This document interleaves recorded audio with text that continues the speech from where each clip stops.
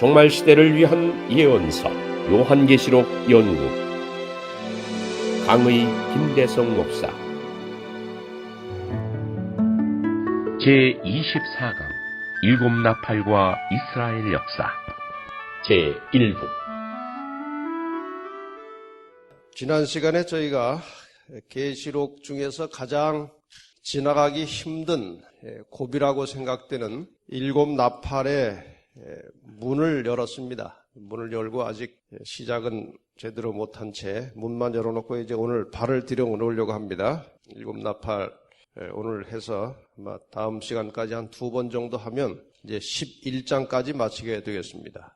11장 이후에 또 사건들은 꽤 이미 확실하게 다 풀이가 돼 있고 확실한 증거들이 다 있는 것이기 때문에 조금 더 수월하게 나갈 수가 있을 것 같습니다.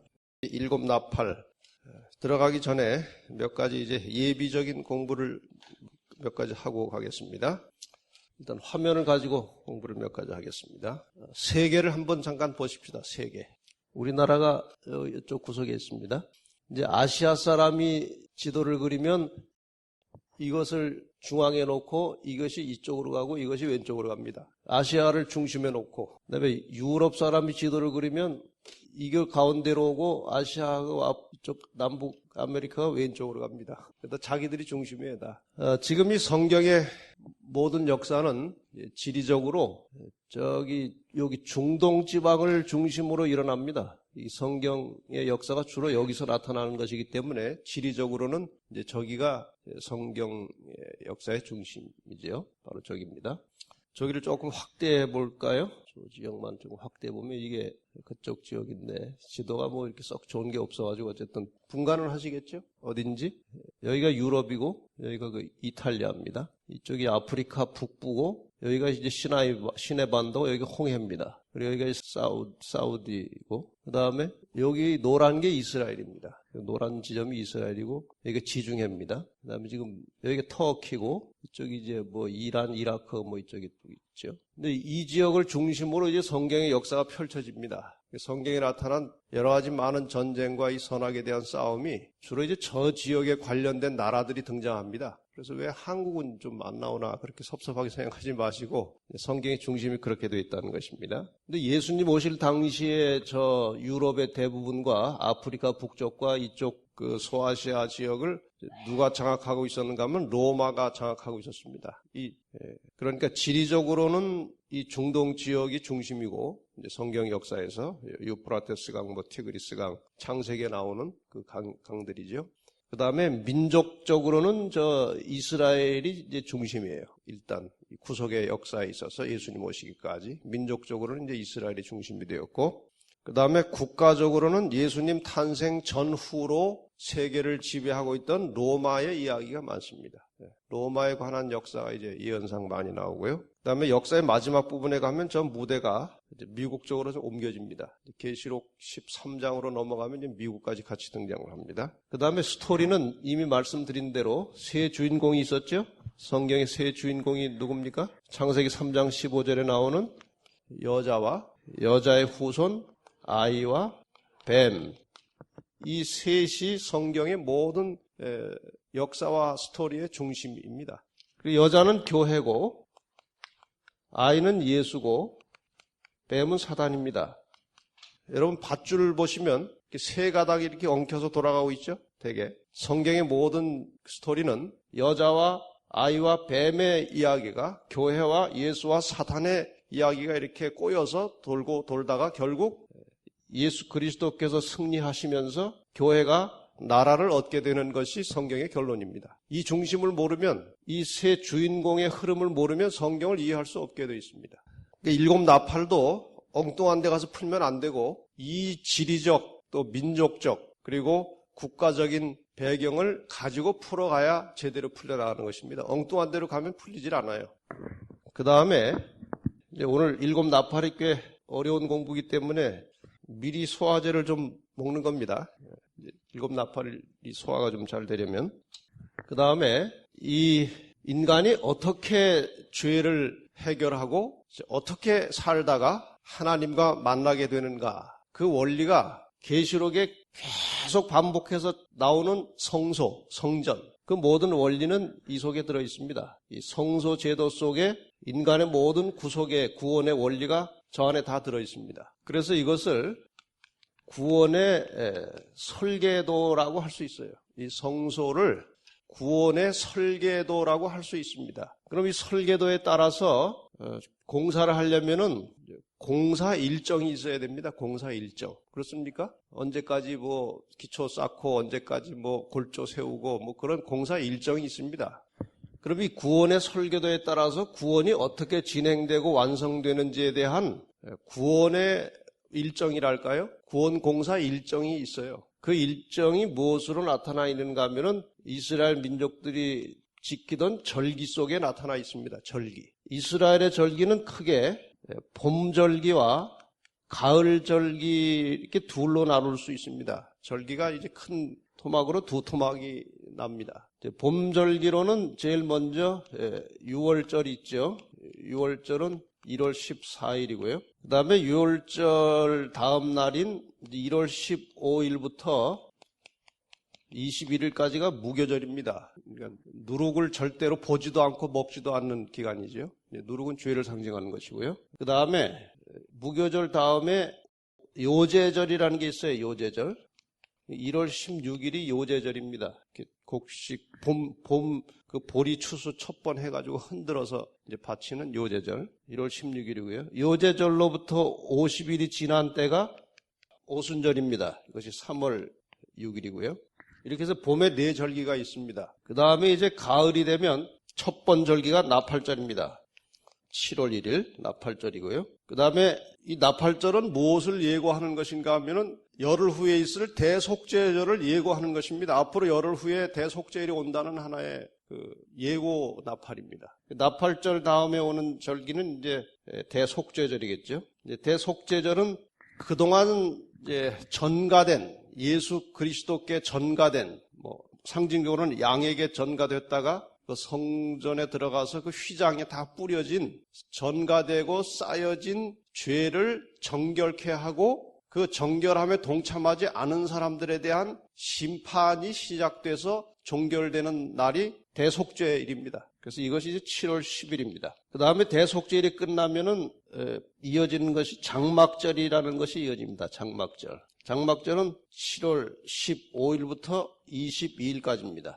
장막절은 대속죄일에 죄를 다 해결하고 살아남은 사람들이 예루살렘으로 다 가가지고 이제 장막을 치고 축제를 하는 것입니다. 이 일정이 이제 구원의 역사가 어떻게 해서 이루어져 가는지 그리스도의 십자가로부터 시작해가지고 장막절은 무엇을 상징하는 것인가 하면 하나님의 백성들이 다 구원받아서 하늘에 올라가서 이제 하나님과 함께 살게 된 그 영광스러운 때를 가리키는 것입니다. 하나님을 만나기 전에 해결할 것이 이제 죄를 해결하는 대속죄절이 필요하겠죠. 그 대속죄절, 이제 이 세상 역사의 마지막을 알리는 신호가 나팔절입니다. 그러니까 오늘 공부하시게 될 7 나팔은 이 심판과 반드시 관련이 있는 것입니다. 지금 이것을 가지고 다 우리가 지금 세상 역사를 지금 3가지로 지금 3번째 지나가고 있어요. 첫째는 7 교회로 지나갔고, 둘째는 7 인으로 지나갔고, 지금 7 나팔로 지나가고 있는데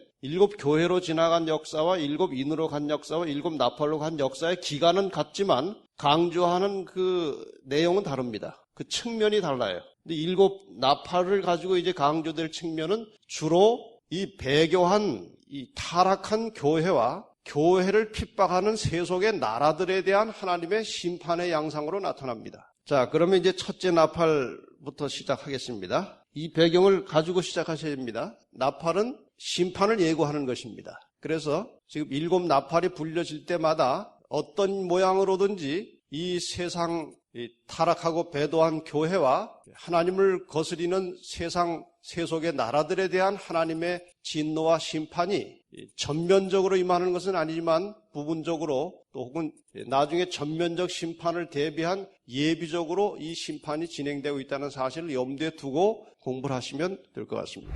첫째 나팔은 실제로 이제 첫 번째 나팔이 시작되는 것은 8장 7절입니다. 시작. 첫째 천사가 나팔을 부니 피 섞인 우박과 불이 나서 땅에 쏟아지매 땅의 3분의 1이 타서 사위고 수목의 3분의 1도 타서 사위고 각종 푸른 풀도 타서 사위더라. 7 나팔이 어려운 이유 중에 하나는 아무 배경 없이 대단히 상징적인 말로 간단하게 나옵니다. 좀 내용이 7 교회처럼 길게 나오면 제가 앞뒤 여러 말씀을 이렇게 종합하면서 풀려나가요. 근데 이 7 나팔은 지금 이 첫째 나팔 같은 경우는 그냥 앞뒤 아무 배경도 없이 아주 상징적인 말만 몇 개 나오고 끝났습니다.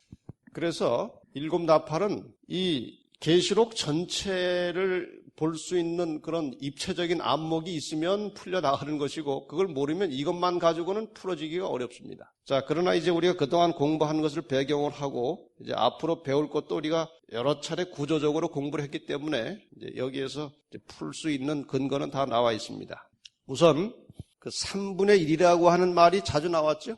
3분의 1이라고 하는 말이 자주 나왔는데 이것은 꼭 3분의 1이라고 하는 어떤 몫을 지칭하는 것이 아니고 절반이 넘지 않지만 상당히 큰 부분, 그런 부분인데 3분의 1을 이렇게 생각하시면은 뭐 거의 틀림이 없으리라고 생각합니다. 부분적이지만 치명적인 것, 그렇게 생각하시면 거의 원뜻에 가까운 것 같습니다. 피 섞인 우박과 불이 났다. 지금 요한은 이 계시를 기록할 당시에 아직 신약이 완성된 상태가 아닙니다. 요한은 주로 지금 용어를 어떻게 선택하는가 하면은 구약에서 익히 배우고 알고 있던 용어를 그 계시를 표현할 때 사용하는 것입니다. 그것을 아셔야 돼요. 요한은 요한계시록을 기록할 때에 구약에서 사용된 용어와 그 개념을 많이 사용해가면서 신약을 써갑니다. 그래서 구약에 대한 이해와 특히 구약의 다니엘서에 대한 이해가 없으면 계시록은 풀기가 불가능해집니다. 계시록만 가지고는 계시록이 풀어지질 않아요. 구약에 있어서 비는 대체적으로 축복을 상징하는 단어고 우박은 재앙 혹은 저주를 상징하는 단어입니다. 때로는 그것이 실제적인 우박도 있었지만 이것이 상징적으로 사용될 때는 재앙과 심판을 의미하는 것입니다. 그 다음에 상당히 많은 경우에 우박에는 불이 동반됩니다. 거기 나와 있는 성경절 시편 105편 32절에 보면 비 대신 우박을 내리시며 그거는 축복 대신 재앙이 임한다는 말입니다. 상징적으로 볼 때 우박이 내리니까 저희 땅에 뭐까지 내려집니까? 화염을 내리셨도다. 그래서 우박과 화염은 거의 같이 동시에 쓰여지는 용어입니다. 어쨌든 저주가 내린 것이고 그것이 어디에 내려서 태워 사위였다고 했습니까? 각종 수목과 각종 푸른 풀을 태웠다고 그랬습니다. 그럼 성경에 수목과 풀이라고 하는 것은 어떤 때에 쓰이는가? 성경을 좀 보고 지나가겠습니다. 이사야 44장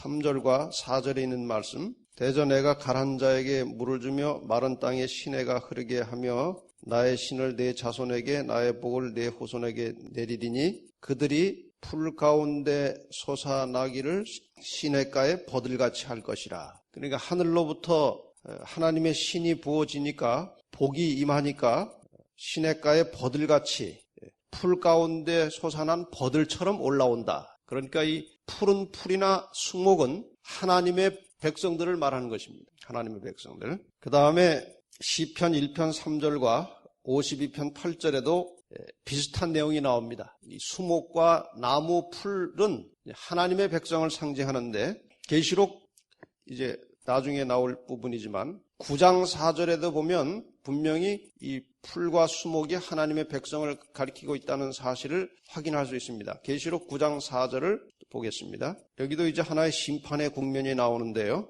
계시록 9장 4절 저희에게 이르시되 땅에 풀이나 푸른 것이나 각종 수목은 해하지 말고 오직 이마에 하나님의 입맞지 아니한 사람들만 해하라 하니까 이걸 보면 앞에 나오는 푸른 풀과 수목은 입맞은 사람들, 그렇죠? 하나님의 백성들이고 그렇지 않은 사람들 해하라 그 말입니다. 그러니까 수목과 풀은 분명히 누굴 가리킵니까?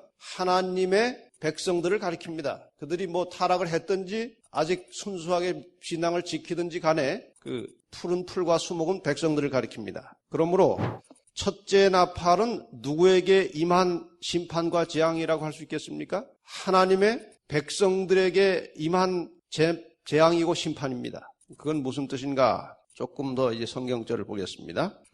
베드로전서 4장 17절에 있는 말씀을 또 보겠습니다. 우리가 모든 성경은 할 수만 있으면 성경의 근거를 가지고 풀어가야 안전합니다. 성경의 근거가 정 안 되면 역사적 사실을 가지고 해야 됩니다. 자기 추측으로 하면 안 돼. 이 성경 해석이라고 하는 것이. 베드로전서 4장 17절에 보면 하나님의 집에서 심판을 시작할 때가 되었나니 만일 우리에게 먼저 하면 하나님의 복음을 순종치 아니하는 자들의 그 마지막이 어떠하며, 이건 뭐 뒤에까지 다 읽어서 설명이 돼야 되겠지만 우선 앞에만 봐도 심판을 어디부터 한다고요? 우리부터, 하나님의 백성들로부터 심판을 하겠다는 것입니다. 에스겔 9장 6절도 보면 좀 더 확실하게 그 내용이 나옵니다. 에스겔 9장 6절입니다. 늙은 자와 젊은 자와 처녀와 어린아이와 부녀를 다 죽이되 이마에 펴 있는 자에게는 가까이 말라. 이것도 아까 계시록에 나오는 언어와 같죠? 이마에 펴 있는 자는 가까이 말라. 그건 해하지 말라는 것이죠. 그 재앙을 어디서부터 시작하라고요? 내 성소에서 시작할지니라 하심에 그들이 성전 앞에 있는 늙은 자들로부터 시작하더라. 그러니까 이 땅에 임하는 심판 혹은 부분적인 재앙은 그 백성들로부터 시작하겠다 그 말입니다. 그러므로 일곱 나팔을 통해서 주어지고 시작되는 심판과 재앙은 그 백성들로부터 시작하겠다는 것입니다. 그러면 이것이 어디를 가리키는 것인가 하면 이스라엘 백성들을 가리킵니다. 그래서 예수님께서 십자가에 돌아가시고 부활하신 이후에 심판이 가장 먼저 임한 곳이 어딘가 하면은 사실상 예루살렘입니다. 예루살렘이 먼저 불타서 망하고 이스라엘은 아주 큰 핍박을 받으면서 다 흩어져 버렸습니다. 첫째 나팔은 이스라엘과 예루살렘의 멸망에 대한 예언입니다. 그렇게 이제 시작하는 것입니다. 일곱 교회와 일곱 인도 시대적으로 볼 때 어디서부터 시작했습니까? 예수님 십자가 이후의 역사로부터 시작되지 않습니까? 이 나팔도 마찬가지입니다. 시기는 거기서 시작되는 것입니다. 그래서 첫째 나팔에 따른 심판은 메시아를 거절하고 메시아를 십자가에 못 박고 스데반을 돌로 쳐 죽이고 사도들을 박해한 이스라엘에 대한 하나님의 심판의 국면이 첫째 나팔로 나타난 것입니다. 이 예루살렘의 멸망에 대하여 이미 예수님께서 예고하셨습니다. 마태복음 23장 성경을 또 보고 가겠습니다. 마태복음 23장 37절 예수님께서 예루살렘의 멸망에 대하여 말씀하셨습니다. 예루살렘아 예루살렘아 선지자들을 죽이고 내게 파송된 자들을 돌로 치는 자여 암탉이 그 새끼를 날게 하려 모험같이 내가 네 자녀를 모으려 한 일이 몇 번이냐. 그러나 너희가 원치 아니하였도다. 보라 너희 집이 황폐하여 버림받으리라. 그 예수님께서 예루살렘과 그 민족들에 대한 멸망을 이미 예고하셨습니다. 그 멸망을 예고하시면서도 예수님께서는 그 멸망에 같이 죽지 말아야 할 그의 백성들을 위하여 한마디를 추가하셨습니다. 그 말씀이 뭔지 아십니까?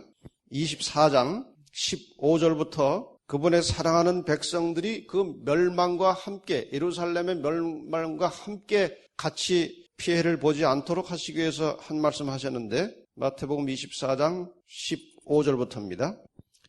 그러므로 너희가 선지자 다니엘의 말한 바 멸망에 가정한 것이 거룩한 곳에 선 것을 보거든 읽는 자는 깨달을진저 그때 유대에 있는 자들은 어떻게 하라고요? 산으로 도망할지어다. 지붕 위에 있는 자는 집 안에 있는 물건을 가질러 내려가지 말며 밭에 있는 자는 겉옷을 가질러 뒤로 돌이키지 말지어다. 그날에는 이제 도망가는 날이죠. 예루살렘이 멸망되면서 도망하는 날에는 아이벤 자들과 젖먹이는 자들에게 화가 있으리로다. 너희의 도망하는 일이 겨울에나 언제 되지 않도록 안식일에 되지 않도록 기도하라. 너희가 이제 도망갈 날이 올 텐데 안식일 날 도망가지 않게 하라는 것입니다. 겨울에 도망가지 않도록 하라고 예수님께서 미리 말씀하셨습니다. 여기에서 우리는 오늘날 이 교회가 가지고 있는 상당한 모순을 볼 수가 있습니다.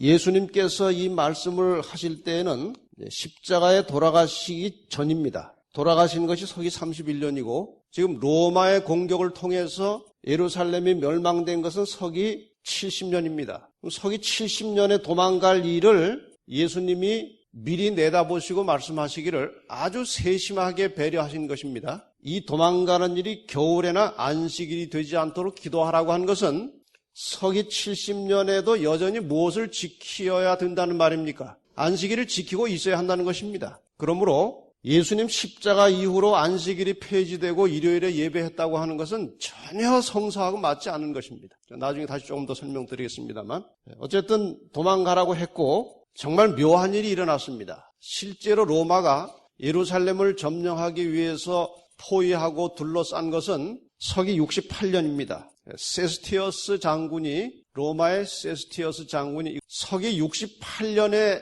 들어와서 포위해서 치려고 했어요. 그런데 이거 뭐 갑자기 들어온 거지요. 도망갈 겨를도 없이. 그런데 이상하게 갑작스럽게 로마 국내에 긴급한 사정이 생겨가지고 일단 물러갔습니다. 다 철수했어요. 포위하고 있던 군인들이. 그 시간이 뭐 하는 시간입니까? 도망갈 수 있는 시간입니다. 근데 예수님의 이 말을 유념한 사람들은 도망 나갔습니다. 도망 나갔고, 제가 지난번에 말씀드렸듯이 사도 요한도 누구를 모시고 예수님의 어머니 마리아를 모시고 그때 도망 나갔습니다. 도망 나가서 주로 이제 유대인들이 그 도망가서 집단으로 거주하던 곳이 펠라라는 곳입니다. 펠라. 요단강을 건너서 이제 펠라라는 곳에 도망갔다가 나중에 다시 조금 더 이동해가지고 요한과 그 예수의 어머니 마리아가 정착한 곳이 에베소였습니다. 에베소에 있는 도중에 이제 요한이 이렇게 저렇게 잡혀가지고 반모섬에 가서 반모섬에서 편지 써가지고 에베소 교회로 보내는 그 일이 이제 계시록에 나타난 그 배경들입니다. 그렇게 해서 도망갈 사람은 도망갔고 70년에 다시 타이터스 장군이, 뭐 티투스라고도 하고 타이터스라고도 하는 로마의 장군이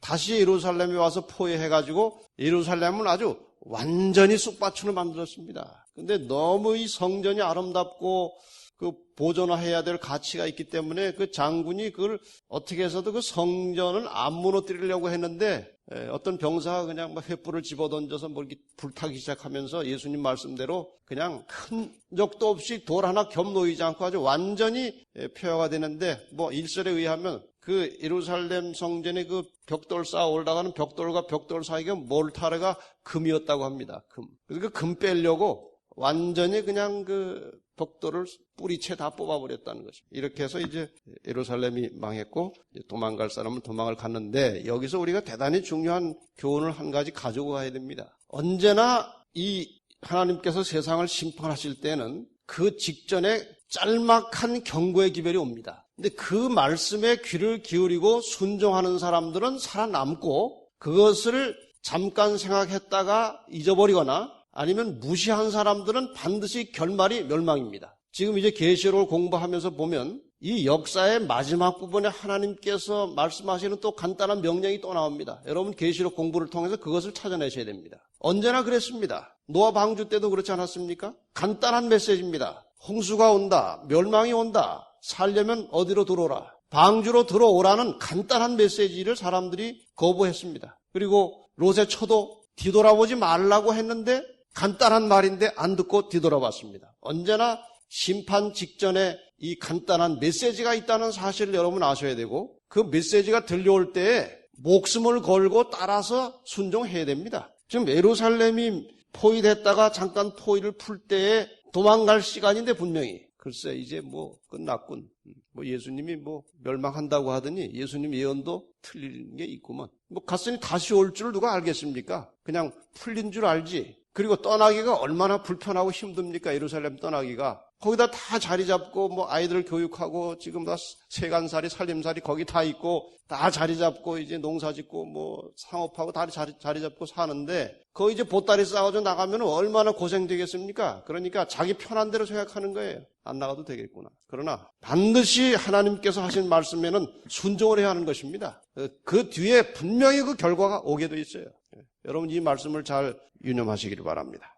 자, 이렇게 해서 이제 첫째 나팔의 예언을 통해서 완전히 예루살렘과 이스라엘은 파멸되었습니다. 그 뒤로 다시 이스라엘이 나라를 만들 때까지는 거의 2000년의 세월이 흘렀습니다. 그때 흩어져가지고 다시 이스라엘이 나라를 세울 때까지는, 그때 흩어진 데가 이제 70년에 흩어지지 않았습니까? 그들이 다시 모여가지고 시오니즘 운동으로 이렇게 저렇게 모여서 독립할 때가 1948년이니까 1900년에 가까운 세월을 또 따라다녔습니다. 그들이. 지금도 뭐 편안하진 않죠.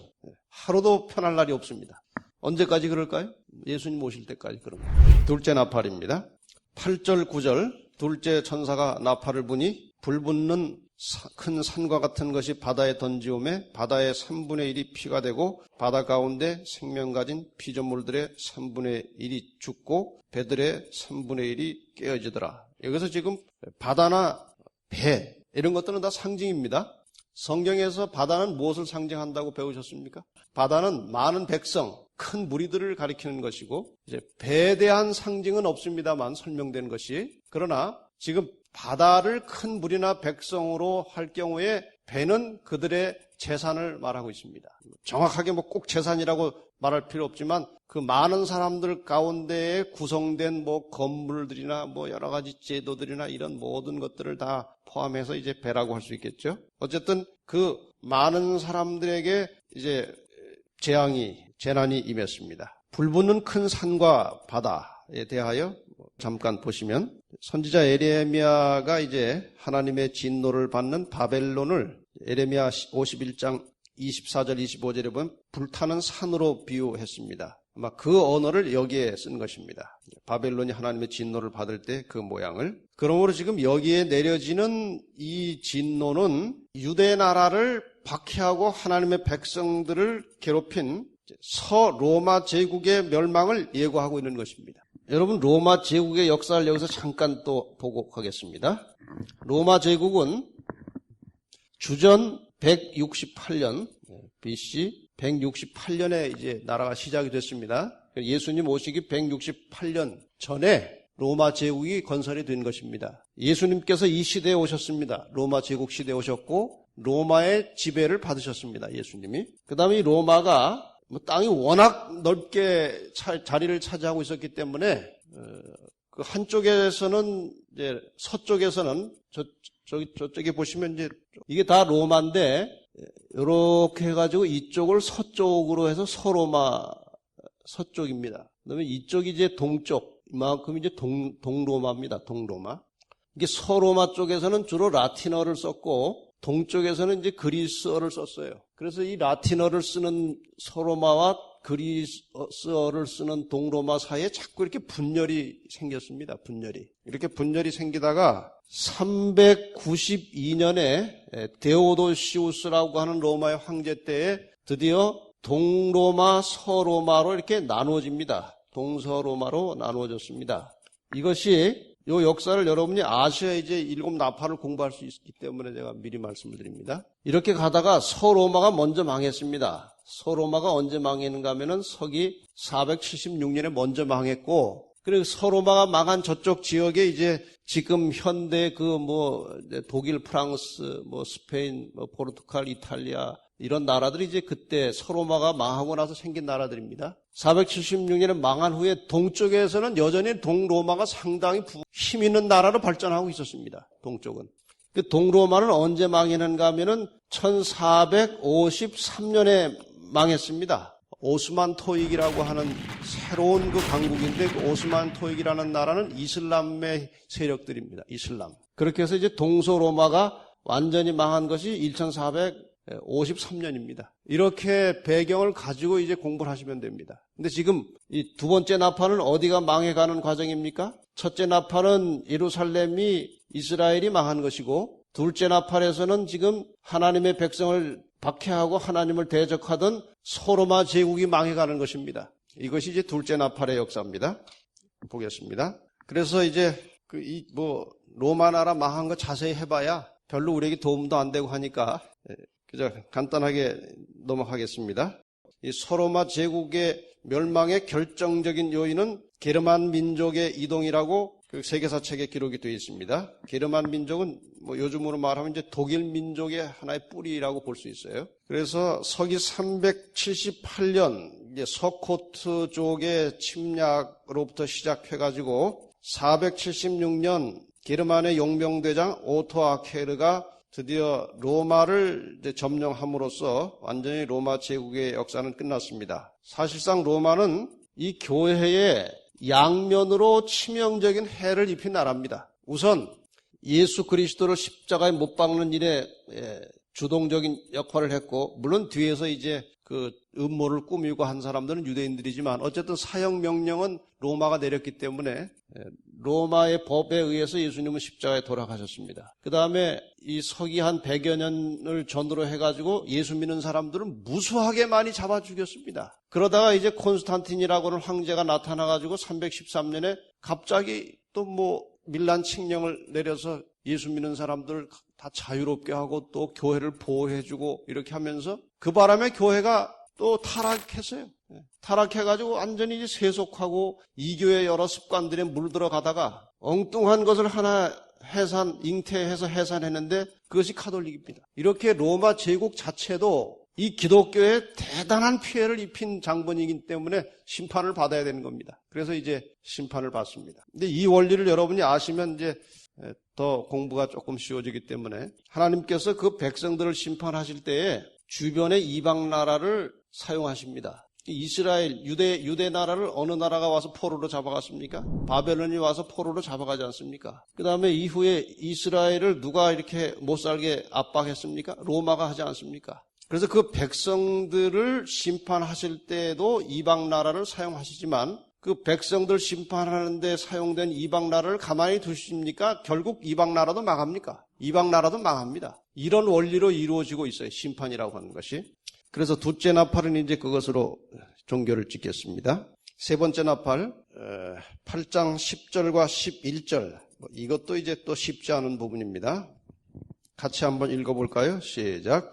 셋째 천사가 나팔을 부니 횃불같이 타는 큰 별이 하늘에서 떨어져 강들의 3분의 1과 여러 물샘에 떨어지니 이 별 이름은 쑥이라. 물들의 3분의 1이 쑥이 되매 그 물들이 쓰게 됨을 인하여 많은 사람이 죽더라. 참 어렵죠? 하늘에서 별이 떨어졌다. 그 별은 무엇인가? 그 별 이름이 뭐라고요? 쑥이라. 이건 지금 우리가 생각하는 그런 쑥하고는 종류가 다른 쑥입니다. 쑥이 있으면 어때? 떡해 먹으면 되지. 그런 쑥이 아니고 이거는 독성이 있는 사도 요한의 상식으로는 독성이 있어서 그것을 먹으면 치명적인 해가 오는 그런 식물입니다. 쑥입니다. 하늘에서 횃불같이 타는 큰 별이 떨어졌는데 그 별 이름이 쑥이라 그랬습니다. 별은 때로는 교회 지도자들을 지칭하기도 하고 때로는 천사를 지칭할 때도 있습니다. 특히 샛별은 예수님을 상징하는 경우도 있습니다. 샛별. 여기 지금 하늘에서 떨어진 별은 하늘에서 내어 쫓긴 사단을 표현하기에 적절합니다.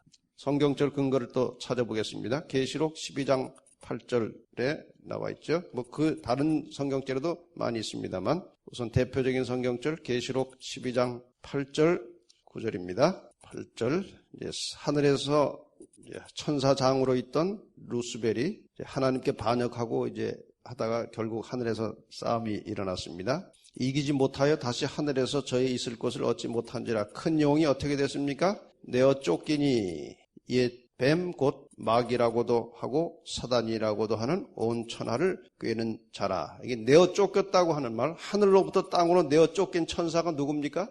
마귀입니다. 사단입니다. 그 사단이 직접 한 일이든지 사탄의 지배를 받는 그 부하가 한 일이든지 아니면 사탄의 조정을 받는 이 세속의 세력이 한 일이든지 간에 다 그 일이 그 일입니다. 그렇게 아시면 되겠죠? 이것이 강들의 3분의 1과 여러 물샘에 떨어지니 쑥 같은 것이 거기 떨어졌으니 그것이 쓰게 됐다 이 말입니다.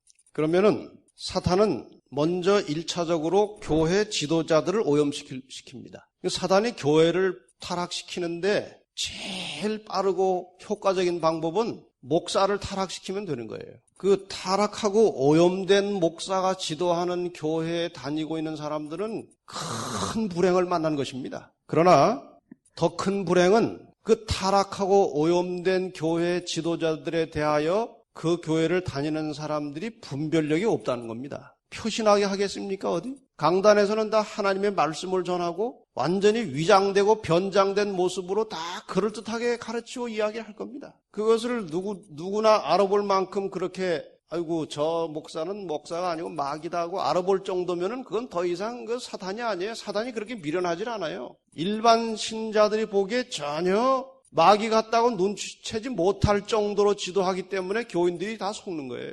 그래서 언제나 우리는 우리의 신앙과 우리의 영적인 운명을 목회자들이나 교회 지도자들에게 맡겨서는 안 됩니다. 우리의 진정한 구원의 능력은 성경 말씀을 통해서 이르러 오는 것입니다. 그래서 교회 지도자들이나 이 성직자들은 어디까지나 말씀을 가지고 백성들에게 먹여야 하는 것이고, 이 말씀을 받아서 먹고 소화시키는 그 교회 교인들은 이것이 정말 말씀에서 나왔는지, 저 목사가 스스로 말하는 것인지, 다른 것을 섞어서 말하는 것인지 최소한도 그 정도의 분별력을 갖도록 기도하고 살아야 됩니다. 그리고 본인이 항상 말씀을 늘 가까이 대하고 사는 교인들은 목사나 교회 지도자들이 하는 말이 성경에 합당한지 지금 빗나가는지를 분별할 수 있어요. 그러나 일주일 내내 성경 한 톨 안 보고 신나게 세상에 섞여 살다가 기도도 그냥 1분짜리 기도만 일주일에 한 서너 번 하고 그러고 살다가 와서 말씀을 들으면요, 저게 참말인지 거짓인지 위장된 말인지 분간할 수가 없어요. 그럼 구원은 결국 자기가 책임지는 것이지 교회 지도자나 목사가 책임지는 게 절대로 아닙니다. 여러분 나중에